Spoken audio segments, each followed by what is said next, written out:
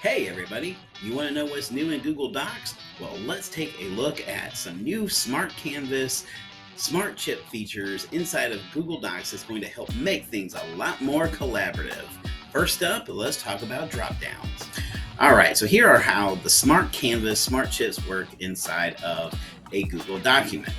So you probably have done this in the past where you have had your cursor in and you add the @ symbol. And with the @ symbol, you can tag people in your document. You can add specific files to them. You can add a checklist, numbered list, bulleted list, all that good stuff there. And that was always part of Smart Canvas. Now there is some really cool new features. And this one we're going to talk about is the new feature of drop downs. So there's a couple ways you can do drop downs. You can do a new drop down menu.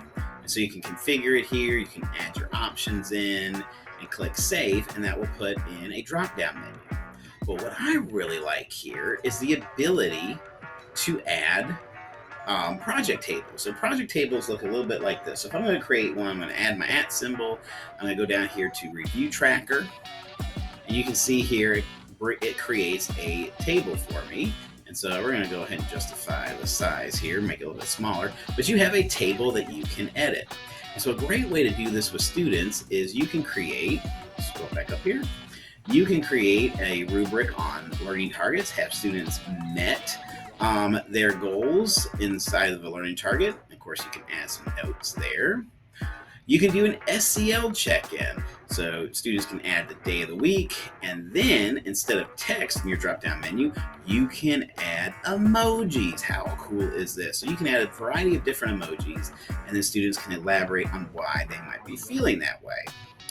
You got a project coming up and you want to do kind of a status check-in of where a student is on their project. Well, this is a great way to do that. So you can do topic approved, started, not started, in progress, under review. You can do things like that. Peer reviews, peer edits.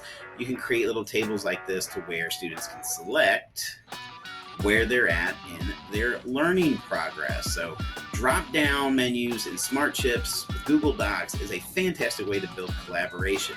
And of course, you can create these documents and share them with students through Google Classroom. So students get their own copy, and then you can go in and check where they're at any given time.